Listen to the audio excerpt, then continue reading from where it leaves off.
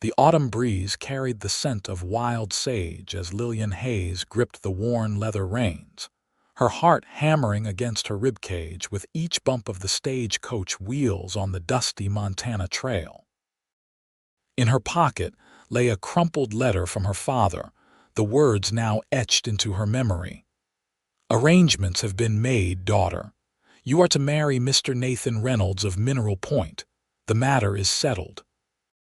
Tears stung Lillian's eyes as the rolling landscape of Montana Territory stretched before her in 1878, vast and unforgiving. At 21, she had never imagined leaving her comfortable Boston home to marry a stranger in the West, a cowboy she'd never even seen. Her father's failing business had left them with mounting debts, and this marriage was his solution. A wealthy rancher's offer had been too tempting for him to refuse. "First time to Mineral Point, miss?" The elderly woman beside her studied Lillian's pale face with knowing eyes. "Yes," Lillian replied, smoothing her navy traveling dress. "I'm to be married there." The woman's weathered face softened. "Arranged, I take it. Don't look so frightened, dear. My Horace and I barely knew each other when we wed. 43 years later, I still miss him every day." Lillian tried to smile, but her lips trembled. "Did you love him right away?"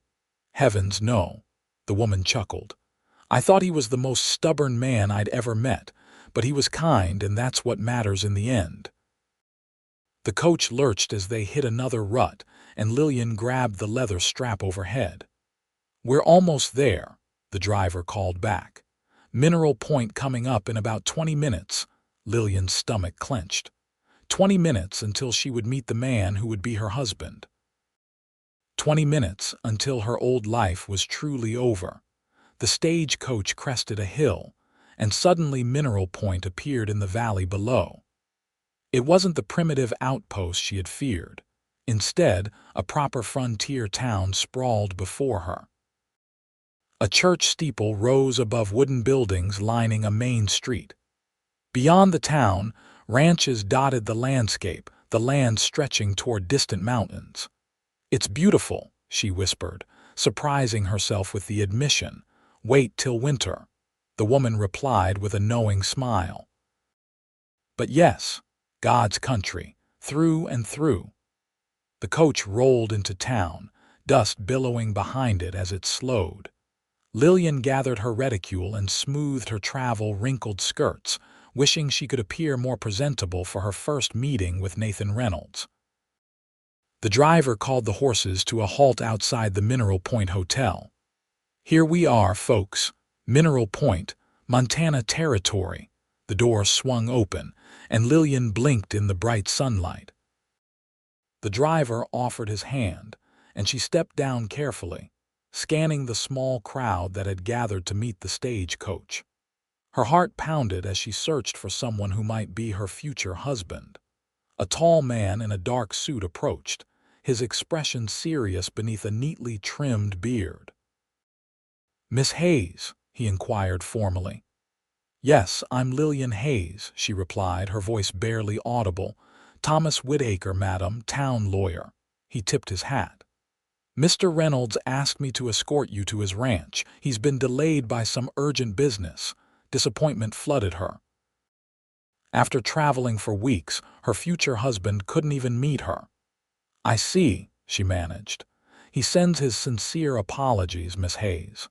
Mr. Whitaker gestured to a waiting buggy. "If you'll allow me, I'll take you to Mrs. Peterson's boarding house.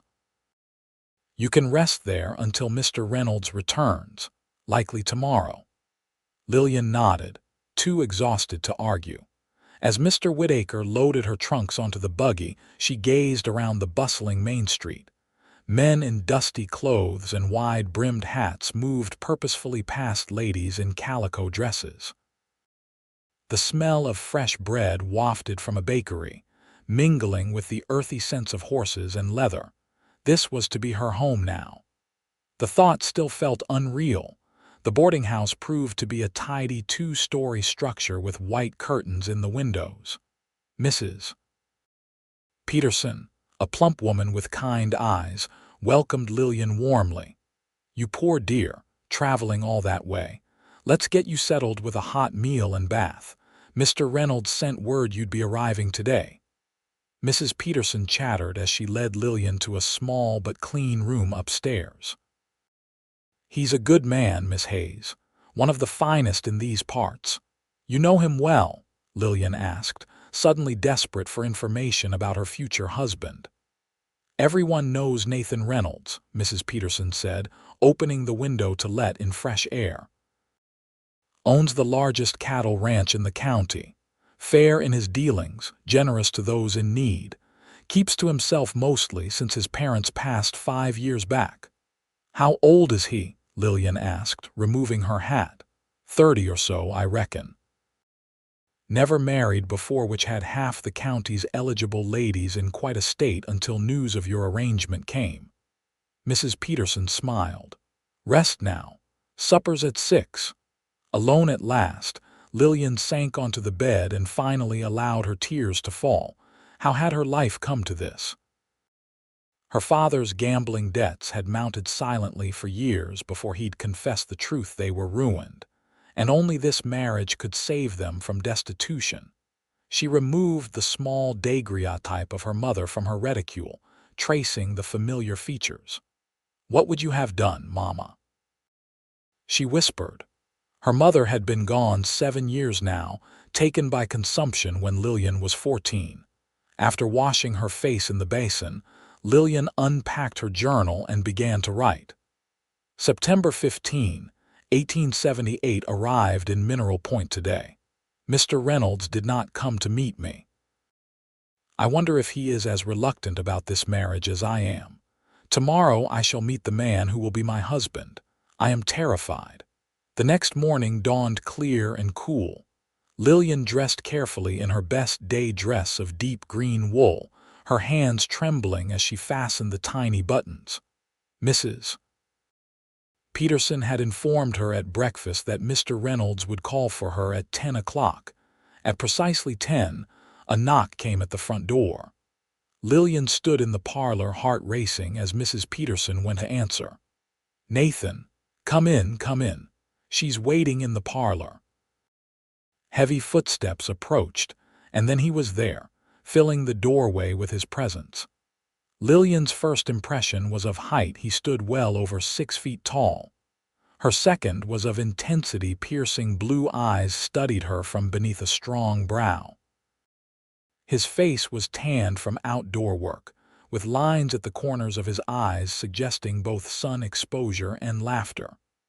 Dark hair, slightly too long, curled at his collar. This was no soft city gentleman. Nathan Reynolds was unmistakably a man of the frontier. "Miss Hayes." His voice was deep with a slight rasp.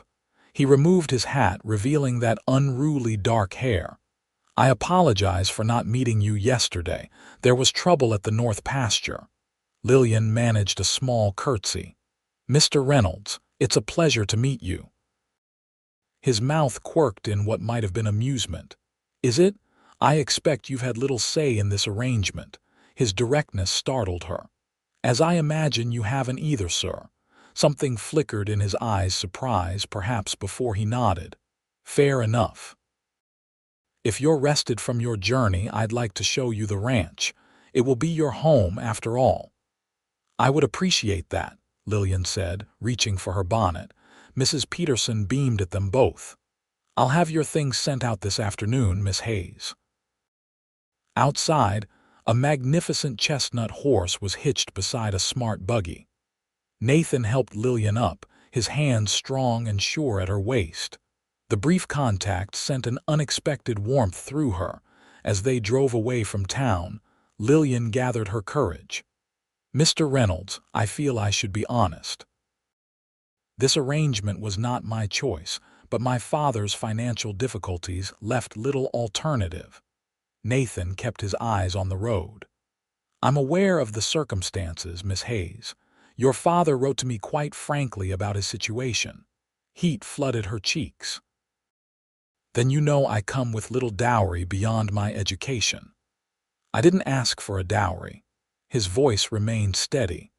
"What I need is a wife who can handle the responsibilities of running a large household. Your father assured me you were capable."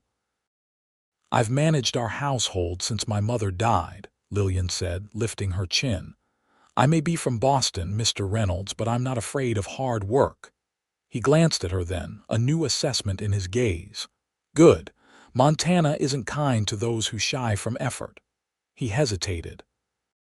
"I should tell you that this marriage was not entirely my idea either. My mother's sister lives in Boston. She and your father arranged this match before approaching me." "Aunt Margaret." Lillian was stunned. "She never mentioned.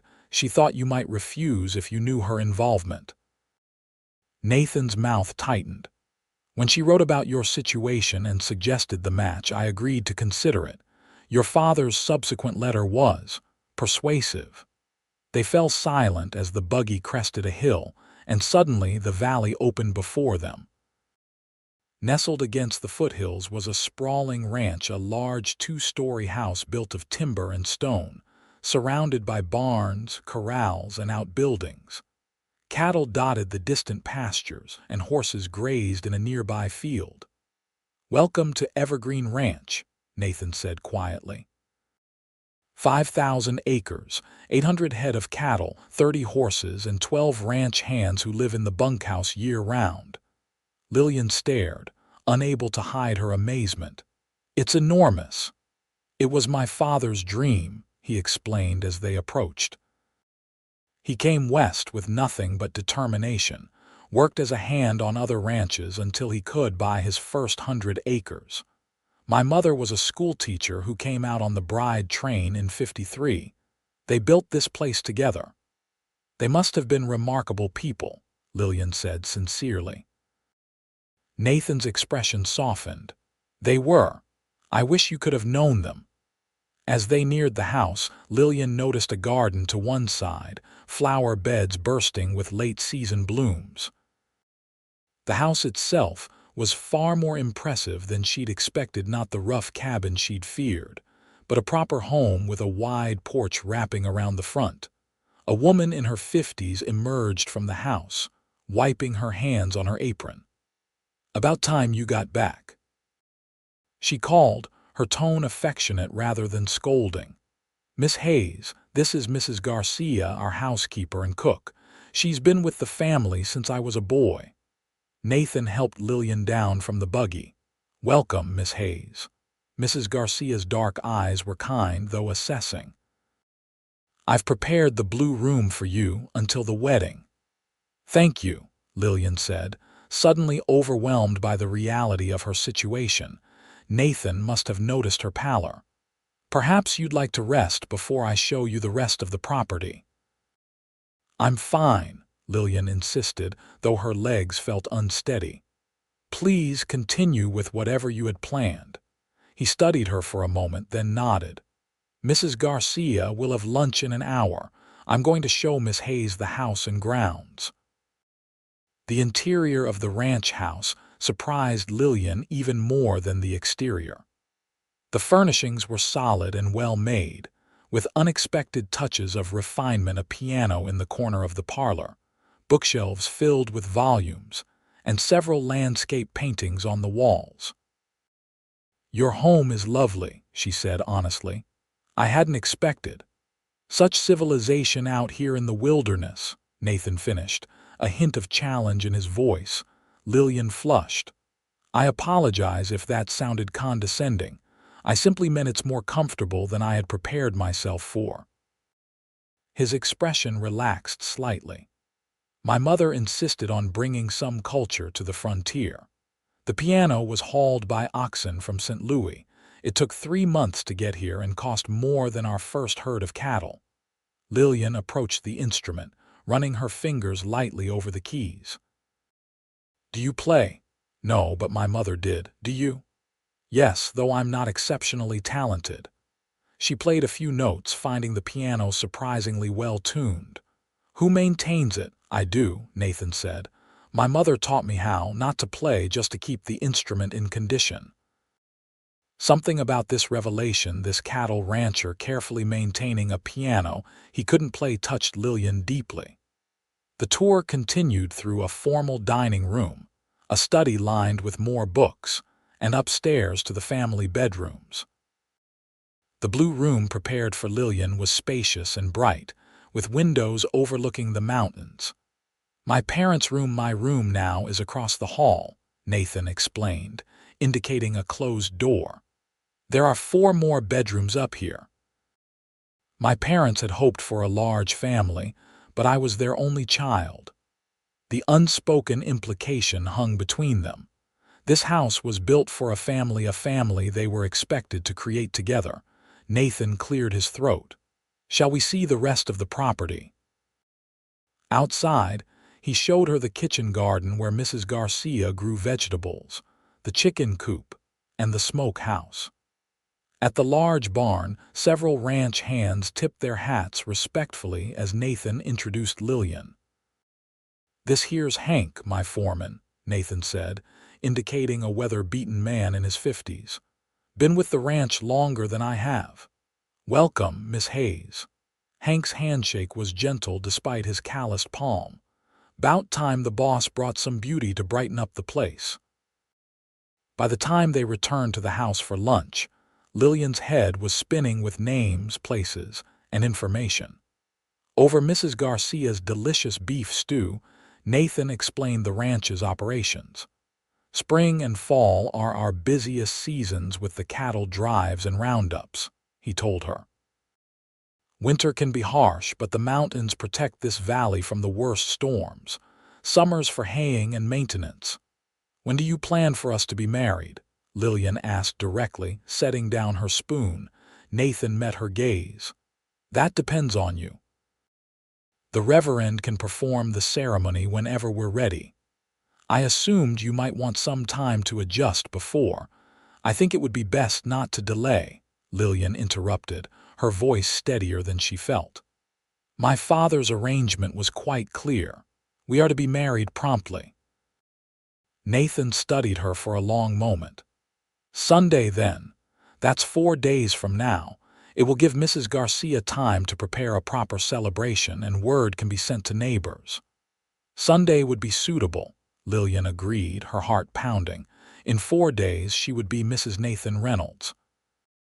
That evening, alone in the blue room, Lillian wrote in her journal, "September 16, 1878, I have met my future husband.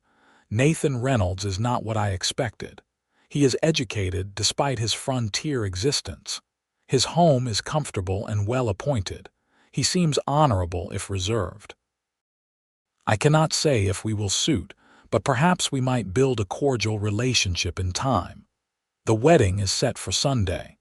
The next few days passed in a whirlwind of activity. Word of the upcoming wedding spread quickly through Mineral Point and the surrounding ranches. Lillian was introduced to a steady stream of neighbors and townspeople, all curious about the Boston bride Nathan Reynolds had imported. Mrs. Garcia and 2 local women helped Lillian prepare her wedding dress, her best blue silk, freshened with new lace at the collar and cuffs. On Saturday, a package arrived from town containing a beautiful white shawl with a note from Nathan. "For tomorrow. The nights grow cold."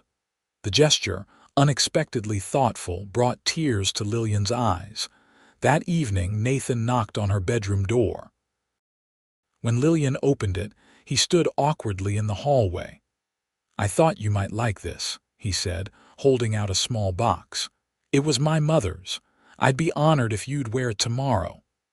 Inside the box lay a delicate gold locket with a small pearl in the center. "It's beautiful," Lillian whispered, touching it gently. "There's more." Nathan cleared his throat. "I want you to know that while this marriage was arranged, I intend to be a good husband. I won't. That is, I don't expect." He ran a hand through his hair, clearly uncomfortable. "What I mean to say is that I understand this isn't what you would have chosen. I'll respect your wishes and give you time to become comfortable here before expecting the, usual marital relations." Lillian's face flamed. but she appreciated his directness. "Thank you for your consideration, Mr. Reynolds." "Nathan," he corrected quietly. "If we're to be married tomorrow, perhaps you should use my given name."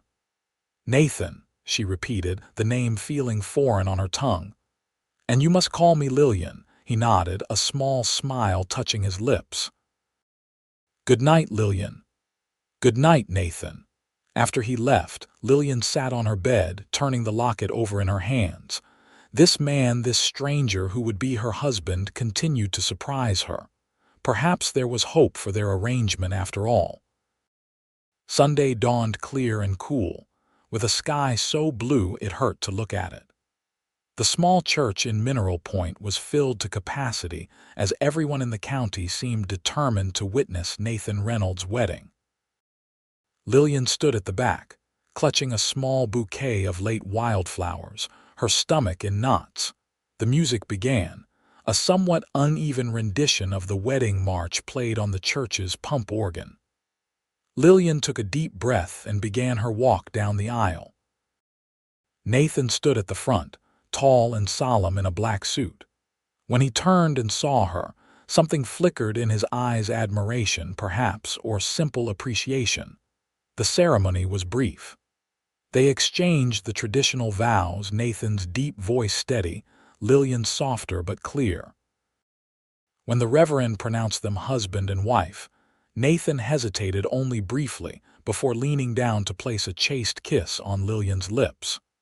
The brief contact sent an unexpected tingle through her body. The celebration afterward was held at Evergreen Ranch, with tables set up in the yard and lanterns strung from tree to tree. Mrs. Garcia had outdone herself with the food: roast beef, chicken, mountains of potatoes, fresh bread, and 3 different pies. A local fiddler played lively tunes, and to Lillian's surprise, many of the ranch hands and townspeople danced with enthusiasm. "Would you care to dance, Mrs. Reynolds?" Nathan asked, offering his hand. Lillian startled at the new name before smiling. "I would, Mr. Reynolds." His hand was warm at her waist as he led her in a simple waltz. Lillian had expected him to be clumsy, but he moved with surprising grace for such a large man. "You dance well," she observed. A hint of amusement crossed his face. "My mother insisted. She said no son of hers would embarrass a lady on a dance floor. She taught you many things, it seems." "Everything important," he agreed, "except, perhaps, how to talk to a wife. I find myself at something of a loss." Lillian smiled genuinely. "Perhaps we could simply converse as new acquaintances, learning about each other."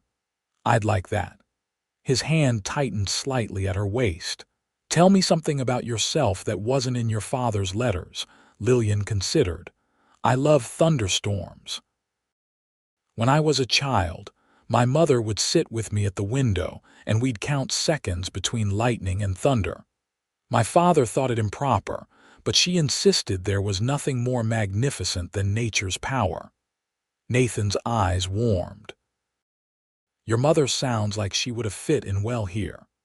Montana thunderstorms are spectacular. They roll across the plains like God himself is coming to dinner." Lillian laughed at the unexpected poetry in his words, and something shifted between them, a small moment of genuine connection. As the evening progressed, Lillian found herself enjoying the celebration more than she'd anticipated. The local women were welcoming, sharing stories and advice about ranch life. By the time the last guests departed, she was exhausted but surprisingly content. Then came the moment she'd been both dreading and curious about. Nathan walked her upstairs, stopping at the door to the blue room. "Your things have been moved to the master bedroom," he said quietly. "But as I said, I'm happy to give you time. You can continue to use this room if you prefer." Lillian gathered her courage. "I believe we should begin as we mean to go on. I will join you in our room." Something flickered in his eyes, relief perhaps. "I'll give you privacy to prepare. Join me when you're ready." In the master bedroom, Lillian changed into her best nightgown with trembling hands. The room was masculine but comfortable, with a large four-poster bed dominating the space. She brushed her hair until it shone, then hesitated before the door to the adjoining dressing room where Nathan was waiting. Taking a deep breath, she knocked softly. "Come in," Nathan called. He stood by the window in a nightshirt and robe, his hair damp as if he'd just washed. When he turned to look at her, the intensity in his gaze made her breath catch. "You're beautiful, Lillian," he said simply. She blushed. "Thank you," Nathan crossed to her slowly. "I meant what I said about giving you time. We needn't rush anything." "I understand my duties as a wife," Lillian said, lifting her chin. He frowned slightly. "I don't want duty, I want—" He paused. "I want us both to be comfortable. To find some happiness in this arrangement, if possible." The sincerity in his voice touched her. "I would like that too." Nathan reached out, hesitantly touching her cheek. "May I kiss you? Properly this time, not like the church kiss." Lillian nodded, her heart racing. His lips were surprisingly soft as they met hers, the kiss gentle and questioning. When he deepened it slightly, Lillian felt a warmth spread through her body. This was nothing like the perfunctory kiss they'd shared at the church. This was something else entirely. When they parted, Nathan's eyes were darker. "We should sleep," he said, his voice slightly rough. "Tomorrow will be a busy day." That night, lying beside her new husband in the darkness, listening to his steady breathing, Lillian realized that while she didn't love Nathan Reynolds, she could imagine a future where such feelings might grow. The next morning, Lillian woke to find Nathan already gone, the sun streaming through windows he must have opened before leaving. On his pillow lay a single wildflower. The simple gesture made her smile. After dressing, she went downstairs to find Mrs. Garcia in the kitchen. "Good morning, Mrs. Reynolds." The housekeeper smiled warmly. "The master's been up since dawn, said to tell you he'd be back for lunch. I've kept breakfast warm." "Thank you, Mrs. Garcia." Lillian sat at the kitchen table, accepting a plate of eggs and bacon. "I was hoping to discuss the household management with you today. I'd like to understand how things are run here." Mrs. Garcia's expression brightened. "Of course. It'll be good to have a mistress in the house again, since Mrs. Reynolds passed. I've done my best, but a house needs a woman's proper touch." The morning passed quickly as Mrs. Garcia showed Lillian the pantry, cellar, linen closets, and household accounts. Lillian was impressed by the orderly systems already in place, though she noted several areas where she might make improvements. "The master likes order," Mrs. Garcia explained. "Everything in its place, regular as clockwork. His father was the same way." "Tell me about him," Lillian requested as they sorted linens. "My husband, what was he like as a boy?" Mrs. Garcia's eyes crinkled. "Serious even then, responsible beyond his years. His father was strict, expected much from his only son, but he was a kind child. Always looking after injured animals, standing up for the younger ranch hands when they made mistakes." She paused. "There was laughter in him then, less so after his parents died so close together." "How did they die?" Lillian asked softly. "His father's heart gave out during a winter storm 5 years back. His mother followed within a month, just seemed to lose her will without Mr. Reynolds." Mrs. Garcia sighed. "The master took it hard, threw himself into the ranch work, rarely went to town except for business. This past year, though, he seemed to be thinking on the future again. When his aunt wrote about you, I think he saw a chance to build something new." True to his word, Nathan returned at noon. He entered the kitchen with the smell of horses and open air clinging to him, his face wind-burned but relaxed. "Ladies," he greeted them, washing his hands at the pump. "Right on time," Mrs. Garcia said approvingly, setting a steaming bowl of stew on the table.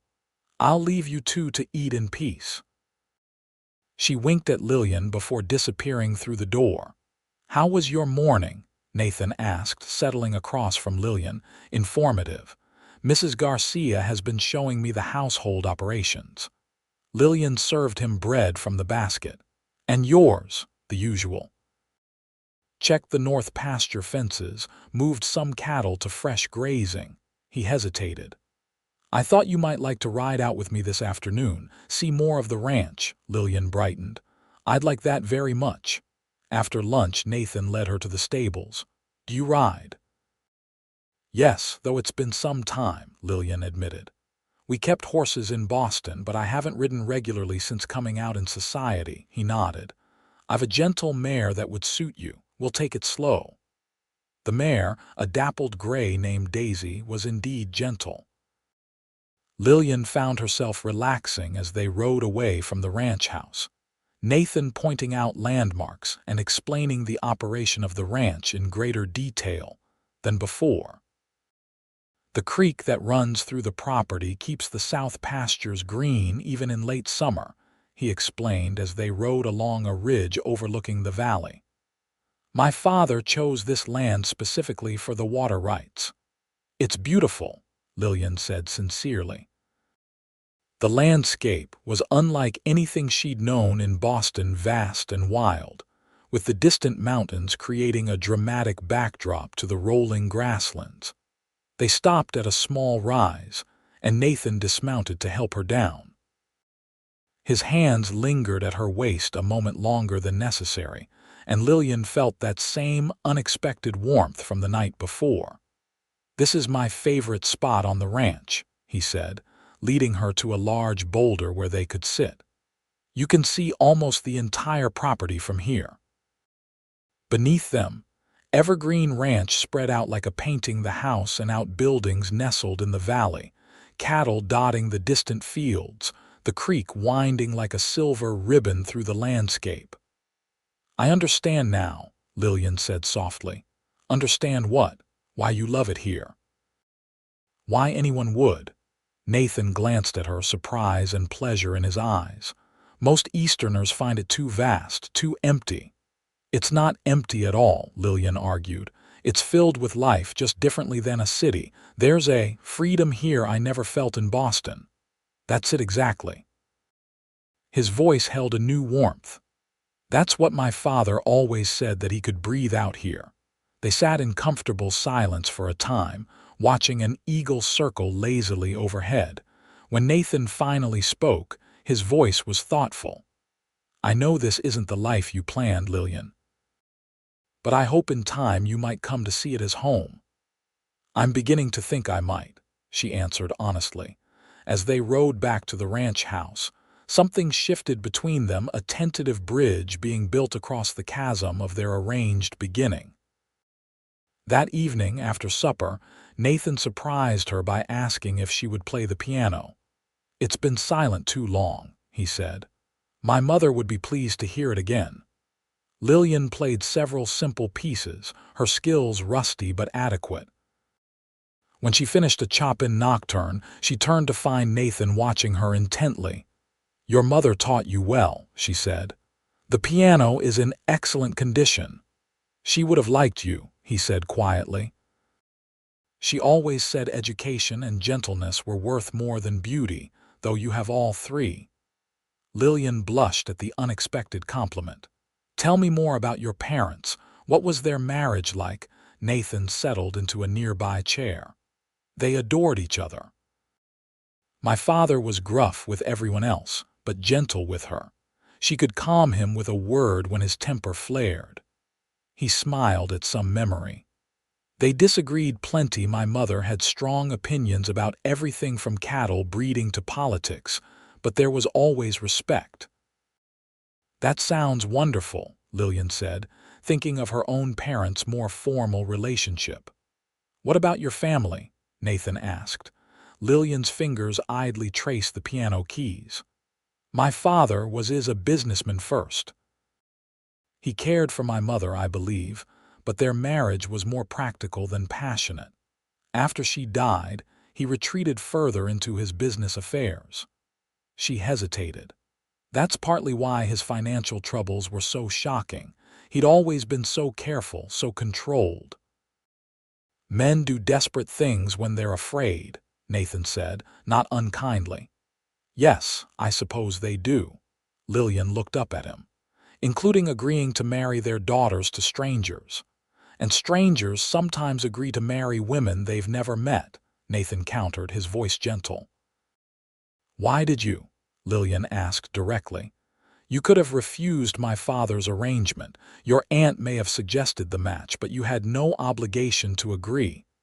Nathan was silent for a long moment. The ranch needs a family to survive.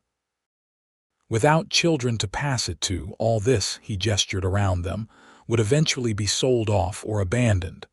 My father built Evergreen for generations, not just for himself. He met her eyes, and I was lonely.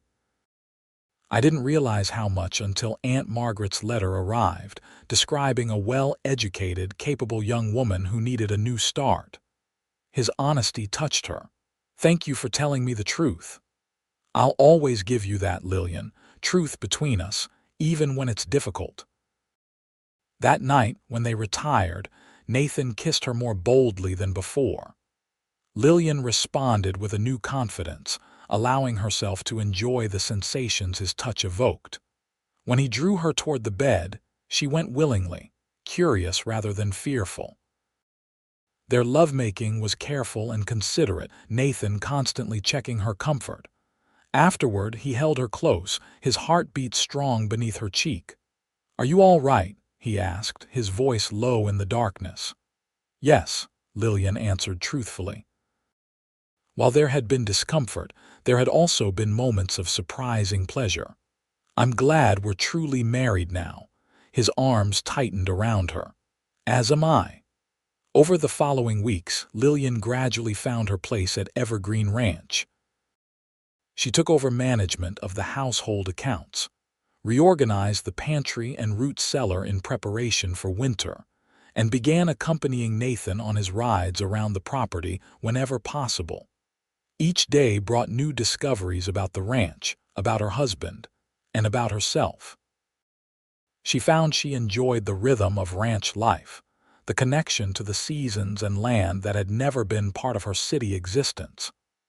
Nathan, too, seemed to be changing, his natural reserve softening as they grew more comfortable with each other. One evening in late October, as they sat by the fire after supper, Nathan asked, Would you like to go into town tomorrow? There's a harvest dance at the church. Lillian smiled. I'd like that very much.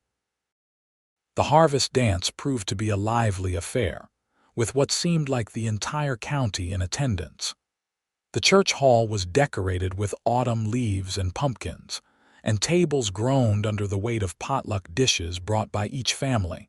As they entered, Lillian was aware of curious glances. Though she'd met many of the townspeople at their wedding, she was still something of a novelty, the Eastern bride who'd come to marry Nathan Reynolds. Mrs. Reynolds, Mrs. Peterson from the boarding house, approached with a warm smile. How wonderful to see you again. Are you settling in at Evergreen? Very well, thank you, Lillian replied sincerely. She's been transforming the place, Nathan said, pride evident in his voice. You wouldn't recognize the garden plans she's drawn up for spring. Several women soon surrounded Lillian, asking questions about Boston fashions and offering advice about the coming winter. Nathan was pulled away by a group of ranchers discussing cattle prices, but his eyes found hers frequently across the room. Your husband can't keep his eyes off you, observed Alina Wright, the doctor's wife, with a knowing smile. Seems the arrangement has worked out better than many expected. Lillian blushed. We're still getting acquainted, but yes, I believe we're well suited. Good. Nathan deserves happiness. He took his parents passing harder than most realized. Alina lowered her voice. There's not a kinder man in the county when someone's in trouble, though he keeps that side of himself quiet. The music started, and Nathan returned to claim Lillian for the first dance. As they moved around the floor, Lillian noticed other couples watching them. "We seem to be the center of attention," she murmured. Nathan's mouth quirked. "They're all wondering if the Boston lady is happy with her frontier husband. And what should I tell them if they ask?" Lillian returned, surprising herself with the flirtatious tone. His eyes darkened. "Tell them you're counting the minutes until we can return home." The heat in his gaze sent a shiver through her that had nothing to do with the autumn chill.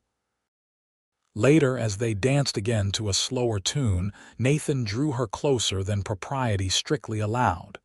"You look beautiful tonight," he said softly. "Every man here envies me." Lillian flushed with pleasure. "I doubt that very much. It's true." His hand at the small of her back pressed her nearer. "Though none of them know how truly lucky I am." There was something in his voice, a depth of feeling that hadn't been there before. Lillian looked up, meeting his eyes, and saw an emotion that made her heart quicken. The dance ended too soon, and others claimed their attention. It was late when they finally started the drive home, the moon lighting their way along the familiar road. "Did you enjoy yourself?" Nathan asked, his arm warm against hers on the buggy seat. "Very much," Lillian replied. "Everyone was so welcoming. They like you." He glanced at her. "They can see what I see." "And what is that?" she asked, curious about his suddenly reflective mood. Nathan was quiet for a moment. "A woman of remarkable strength. You left everything familiar to marry a stranger, yet you've never complained, never retreated. Instead, you've embraced everything about this new life." He hesitated. "It's more than I had any right to expect." The sincerity in his voice moved her. "This life is easier to embrace than I expected." When they reached home, Nathan helped her down from the buggy, but instead of releasing her, he pulled her into his arms and kissed her deeply under the starlight. "I'm beginning to think," he murmured against her lips, "that arranged marriages have their advantages." Inside, their lovemaking held a new urgency, a deeper connection than before. Afterward, as they lay tangled together, Lillian realized with startling clarity that what she felt for Nathan was no longer simply acceptance or attraction. Something stronger was growing between them, something that might, with time, become love. November brought the first snow, transforming the landscape into a glistening wonderland. Lillian marveled at the beauty of the ranch under its white blanket, though Nathan warned her that winter's true fury was yet to come. "The first snow is always gentle," he explained as they stood on the porch watching fat flakes drift down. "January and February are when the blizzards hit." "I look forward to experiencing all the seasons here," Lillian said, leaning against his side. Nathan's arm tightened around her. "You'll be experiencing them for a very long time, I hope." The warmth in his voice made her smile. "That's my plan as well." Thanksgiving approached, bringing a flurry of preparations. Mrs. Garcia and Lillian spent days baking pies and planning the feast, as Nathan had invited not only the ranch hands but several families from town who had no relatives nearby. "Your mother did this every year?" Lillian asked as she rolled out pie crust. "Without fail," Mrs. Garcia confirmed. "Said no one should be alone on Thanksgiving. The Masters continued the tradition." On Thanksgiving morning, Lillian woke feeling strangely queasy. She dismissed it as excitement about the day ahead, though the nausea returned several times as she helped with preparations. The celebration was joyful, with 18 people crowded around the extended dining table and makeshift tables set up in the parlor. Nathan, at the head of the table, carved the turkey with practiced skill. When everyone was served, he stood to speak. "I have much to be thankful for this year," he said, his eyes finding Lillian's. "God has blessed this ranch with good grass, healthy cattle, and loyal hands." He paused. "But my greatest blessing sits beside me. To Lillian, who has brought light back to Evergreen." Glasses were raised in her honor, and Lillian blinked back unexpected tears. The next morning, the nausea returned with a vengeance. When Lillian barely touched her breakfast, Nathan looked concerned. "Are you unwell?" "Just a little queasy," she assured him. "It will pass." But when the feeling persisted for several days, accompanied by unusual fatigue, Lillian began to suspect the cause. She waited another week to be certain before deciding to share her suspicions with Nathan. She chose a quiet evening when they were alone in the parlor, Nathan reading ranch reports while Lillian worked on a piece of embroidery. "Nathan," she began, setting aside her needlework, "I believe I may be with child." His head snapped up, reports forgotten. "Truly?" Lillian nodded, suddenly nervous. "I'm not absolutely certain yet, but the signs are there." Nathan crossed to kneel beside her chair, taking her hands in his. "A baby," he said, wonder in his voice. "Our baby. You're pleased, then?" Though she knew he wanted children, the intensity of his reaction surprised her. "Pleased" doesn't begin to describe it. His eyes shone with emotion. "Lillian, this is everything." He placed a gentle hand on her still flat stomach. When will the baby come?" "If I'm right, sometime in July," she calculated. Nathan kissed her then with such tenderness that tears sprang to her eyes. "Thank you," he whispered against her lips. "For what?" "For coming here. For giving this marriage a chance, for carrying our child." His voice roughened. "For everything." In that moment, looking into his eyes, Lillian recognized the emotion she'd been feeling for weeks but hadn't named. She loved him, this man who had begun as a stranger, this arranged husband who had become essential to her happiness. "I love you, Nathan," she said softly, the words feeling right, natural. He stilled, his eyes widening. "Lillian," he breathed, "do you mean that?" "With all my heart." Nathan gathered her close, his arms strong and secure around her. "I love you too. I think I have since the moment you faced me in Mrs. Peterson's parlor, chin high, ready to do your duty despite your fear." He drew back to look into her eyes. "I never imagined an arranged marriage could bring such happiness." "Nor did I," Lillian admitted. "I was so afraid, coming west to marry a man I'd never seen. And now—" His eyes held a hint of vulnerability that touched her deeply. Lillian smiled, placing her hand over his where it rested on her stomach. "Now I know that sometimes the things we fear most can become our greatest joys." Dr. Wright confirmed Lillian's pregnancy in December, estimating a late July birth. Nathan's protective instincts emerged immediately.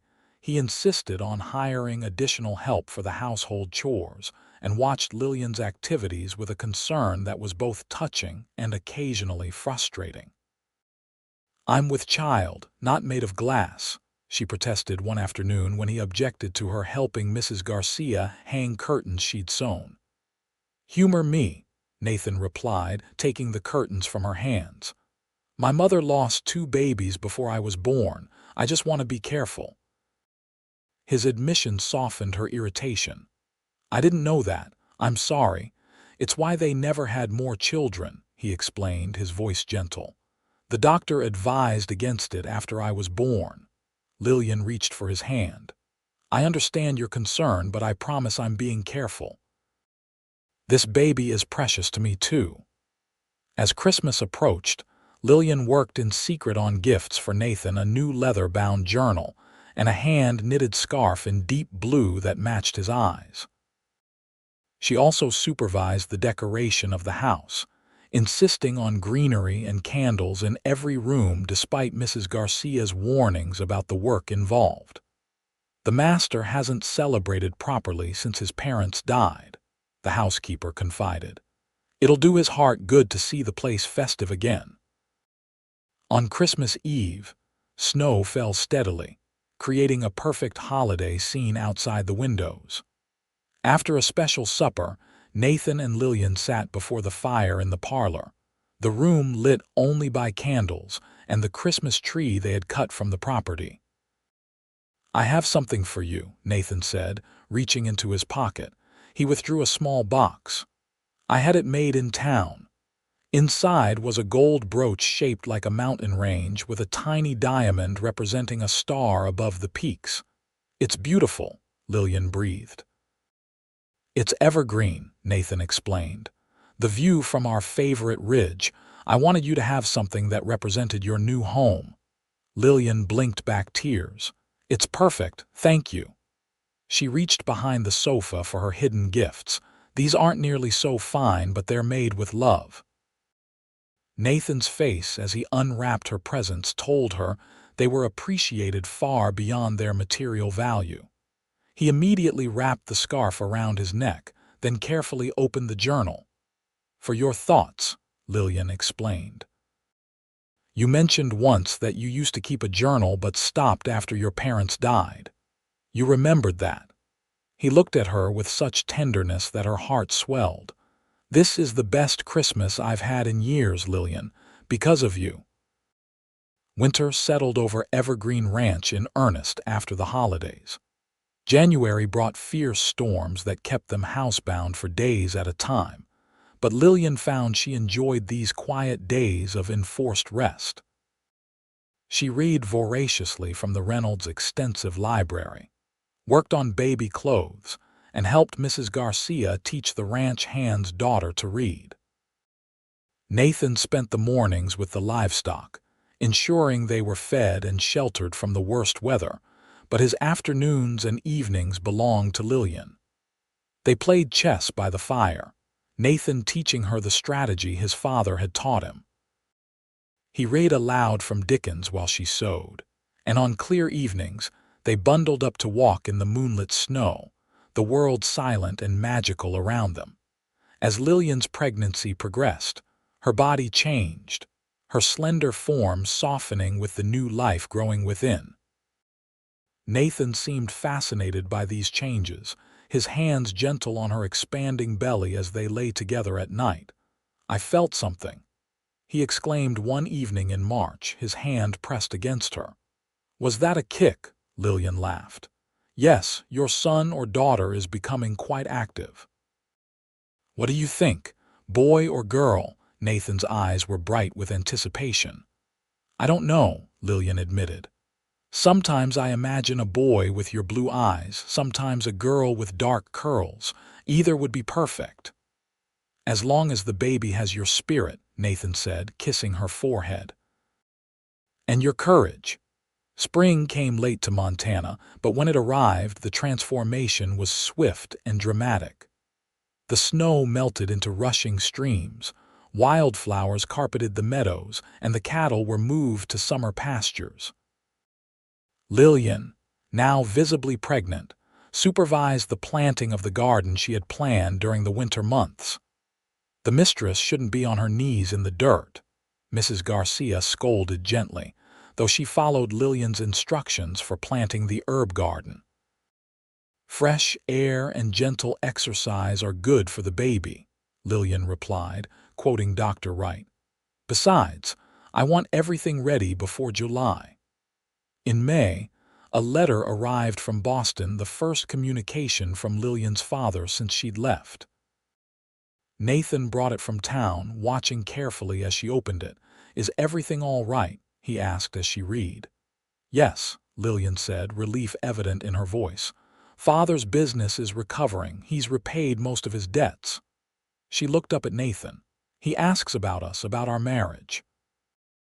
"And what will you tell him?" Lillian smiled, placing her hand over her rounded belly. "That his arrangement brought me more happiness than I ever imagined possible." Nathan drew her into his arms, mindful of her condition. "We should invite him to visit after the baby comes. He should know his grandchild." "Truly," Lillian searched his face. "You would welcome him after the way he arranged our marriage." "His actions brought you to me," Nathan said simply. "For that alone I owe him a debt of gratitude." As July approached, preparations for the baby intensified. The room adjoining the master bedroom was transformed into a nursery. With a cradle, Nathan crafted himself, and a rocking chair that had belonged to his mother. Lillian stocked the linen closet with tiny clothes and soft blankets, her excitement tempered only by the natural anxiety of a first-time mother. Dr. Wright began making weekly visits to Evergreen, assuring them that everything was progressing normally. "Strong heartbeat, good position," he reported after examining Lillian in early July. "We should expect this little one within the next 2 weeks, I'd say." Nathan became increasingly reluctant to leave the ranch as the birth drew nearer. "Hank can handle the cattle drive," he insisted when Lillian suggested he shouldn't neglect his responsibilities. "And if the baby comes while you're 10 miles away?" she asked practically. "Then I'll never forgive myself," he replied with such feeling that Lillian didn't press the issue. The baby, however, had its own schedule. On a sweltering afternoon in mid-July, while Nathan was checking irrigation ditches in the north pasture, Lillian felt the first sharp pains. Mrs. Garcia, experienced from helping at many births, recognized the signs immediately. "It's time," she said calmly. "I'll send Jed for the doctor and Miguel to fetch the master." Lillian nodded, a mixture of excitement and fear washing over her as another pain gripped her. "Tell Nathan not to worry. These things take time." But babies, like storms on the Montana plains, sometimes arrive with unexpected swiftness. By the time Dr. Wright reached Evergreen, Lillian's labor was well advanced. Nathan arrived moments later, his horse lathered from the hard ride, his face pale with concern. "Lillian." He rushed to her bedside, taking her hand. "I'm here now." "Good timing," Dr. Wright said dryly. "This baby isn't waiting for anyone.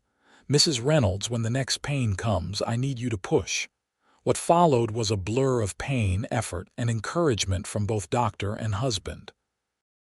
Nathan never left her side, his strength supporting her through each contraction. Finally, as the sun was setting, a lusty cry filled the room. "A boy," Dr. Wright announced, lifting the red-faced infant. "Strong lungs on this one." Nathan's face transformed with wonder as the doctor placed the swaddled baby in Lillian's arms. "A son," he whispered, his voice thick with emotion. "Lillian, look what we've done." Exhausted but elated, Lillian gazed down at their child, dark-haired like his father, with a determined little chin and tiny fists already waving in protest at the world. "He's perfect," she murmured. Later, when the doctor had gone and Lillian had been made comfortable, Nathan sat on the edge of the bed, their son cradled awkwardly but tenderly in his large hands. "What shall we name him?" he asked. Lillian smiled. "I thought perhaps James, after your father." Nathan's eyes shone with emotion. "James William Reynolds." He looked down at the sleeping infant. "Welcome to Evergreen, son. This will all be yours someday." Over the following months, Lillian discovered the challenges and joys of motherhood. Young James Jamie, as they came to call him, thrived under the loving attention of his parents. Nathan proved to be a devoted father, spending hours walking the colicky baby at night so Lillian could rest, and later delighting in each milestone, the first smile, the first laugh, the first time Jamie rolled over. As autumn painted the mountains in gold and crimson, Lillian sat on the porch with Jamie, watching Nathan return from checking the cattle. He dismounted with easy grace, his tall figure silhouetted against the setting sun, and Lillian felt that now familiar rush of love. When he reached them, Nathan bent to kiss her before taking Jamie, who gurgled happily at the sight of his father. "How are my favorite people today?" he asked, settling beside Lillian. "Wonderful," she replied honestly. "I was just thinking about how much has changed in a year." Nathan nodded, bouncing Jamie gently on his knee. "This time last year, I was dreading a lonely winter and wondering if my aunt's scheme was complete madness. And now," Lillian teased, though she knew the answer, Nathan's free arm wrapped around her shoulders, drawing her close. Now I know it was the best decision I ever made. He looked out over the ranch, the land his father had built, the legacy that would pass to their son.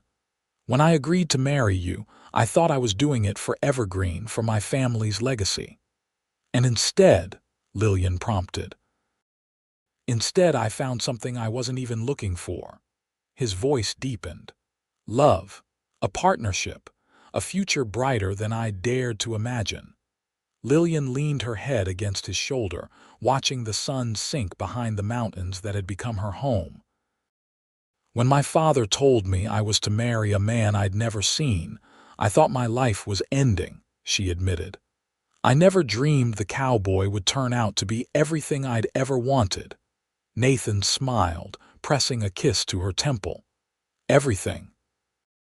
Well, Lillian conceded with a laugh, I never specifically dreamed of a husband who smells like horses at the end of the day.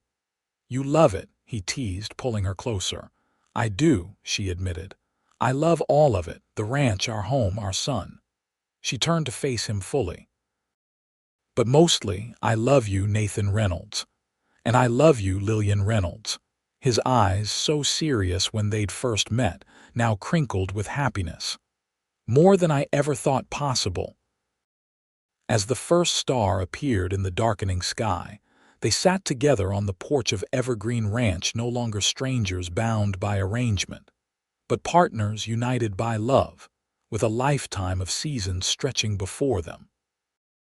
5 years later, the sound of children's laughter echoed through the meadow as Lillian spread a quilt beneath the shade of an old cottonwood tree. Jamie, now 5, raced after his 3-year-old sister Emma, both children's faces flushed with excitement as they chased butterflies through the tall grass. Don't go too far, Lillian called, one hand resting protectively on her rounded belly where their third child grew, according to Dr. Right, this baby would arrive before Christmas. They're fine, Nathan said, setting the picnic basket beside her. Jamie watches out for his sister.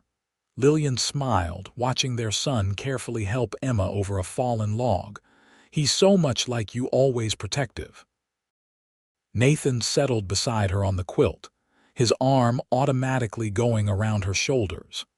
At 35, there were a few strands of silver at his temples, but his body remained strong from daily ranch work, his eyes still bright with the same intensity that had first captured her attention.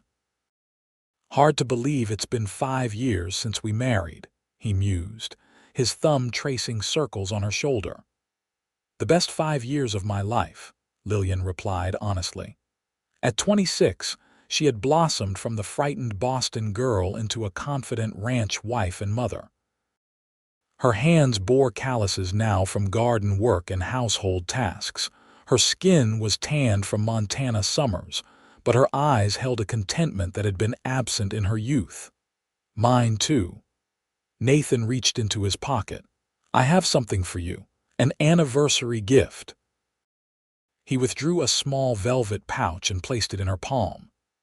Inside, Lillian found a gold locket similar to the one he had given her before their wedding, but larger with intricate engraving. Open it, Nathan urged. Inside were tiny portraits, Jamie on one side, Emma on the other. It's beautiful, Lillian breathed. There's room for one more, Nathan said, his hand gentle on her belly. When this little one arrives. Tears pricked Lillian's eyes. You always know exactly the right gift. I had excellent guidance. Nathan smiled. My mother always said the best gifts speak to the heart, not to vanity. She was a wise woman. I wish I could have known her. She would have loved you, Nathan said with certainty. Almost as much as I do. Their conversation was interrupted by Jamie's excited shout. Pa, look what I found. The boy ran toward them, something cupped carefully in his small hands.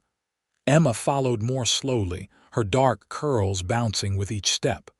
What have you got there, son? Nathan asked as Jamie reached them. The boy opened his hands to reveal a tiny bird with a damaged wing. It's hurt, Pa. Can we help it? Nathan examined the bird gently. We can try. Remember how we helped that rabbit last spring? Jamie nodded solemnly. We have to be very careful. That's right. Let's make a safe place for it in that small box in the barn. We'll give it water and seed and see if the wing heals. As Nathan and Jamie discussed the bird's care, Emma climbed into Lillian's lap, her small fingers playing with the new locket. Pretty, she said, her vocabulary expanding daily. Yes, it is. Lillian kissed the top of her daughter's head. Your father has excellent taste.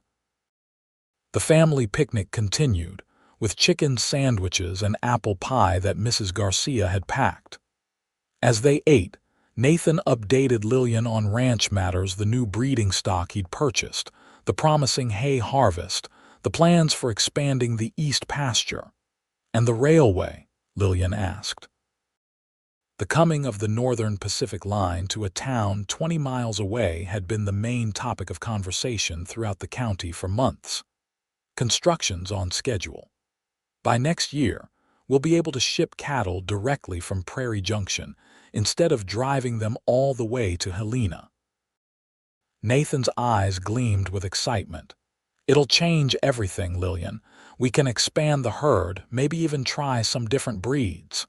You're thinking of Herefords. Lillian knew he'd been reading about the English breed. Maybe a few to start. They're supposed to handle cold better than our Longhorns. He looked out over the ranch, his expression thoughtful. Evergreen could double in size within 5 years if we play this right. Lillian squeezed his hand. Your father would be proud of what you've accomplished. What we've accomplished, Nathan corrected. Your management of the household accounts freed me to focus on expanding the herd, and your garden experiments have saved us a fortune in purchased food. It was true. Lillian's vegetable garden had expanded each year, and she'd started preserving enough food to last through winter with surplus to share with neighboring farms. Her latest project was a small orchard of apple trees, though it would be years before they produced significant fruit. As the afternoon waned, Jamie and Emma's energy finally began to fade. The family packed up their picnic, Nathan carrying a sleepy Emma while Jamie walked beside Lillian, proudly protecting his mother and unborn sibling. Back at the ranch house, Mrs. Garcia, now in her 60s, but still the heart of the household, took charge of the drowsy children. You two enjoy the evening, she insisted. I'll see to their baths and bedtime stories. Nathan didn't need to be told twice. He took Lillian's hand, leading her to the porch swing he'd built the previous summer. As the sun set behind the mountains, painting the sky in spectacular oranges and pinks, they sat together in comfortable silence, Lillian's head resting against Nathan's shoulder. You ever regret it? Nathan asked suddenly. Regret what? Coming west, marrying a stranger, this life? Lillian lifted her head to look at him. Never, not for a single moment. She placed his hand on her belly where the baby kicked vigorously. How could I regret the choices that brought me all this happiness? Nathan's eyes softened. Even when winter lasts for months, even when the nearest theater is 100 miles away, even when your husband comes home smelling like the cattle pen, Lillian laughed. Even then. She touched his face gently. I may not have chosen this path initially, but I choose it every day now with my whole heart. He turned his head to kiss her palm. I do have one regret, he admitted. What's that? That I didn't meet you sooner, that we lost those years before you came west. Lillian shook her head. I don't think we were ready for each other before. I needed to become the woman who could love this place, and you needed to be ready to let someone into your life after losing your parents. When did you get so wise, Mrs. Reynolds? Nathan asked with a smile. I married a very smart man. She leaned forward to kiss him softly. And I've had 5 years of Montana sunsets to contemplate my good fortune. As darkness fell and the first stars appeared, Nathan and Lillian remained on the porch, talking quietly about their plans for the future, the children's education, the ranch's expansion, the possibility of building a proper school in Mineral Point so other children wouldn't have to be sent east for learning as they grew older. "I've been thinking," Nathan said, his voice thoughtful, "about setting aside some land for Jamie when he's grown. The west section by the creek. He could build his own place there someday, raise his own family, but still be part of Evergreen." "And Emma?" Lillian asked. "A proper dowry, of course, enough that she can choose a husband for love, not necessity." His arms tightened around her.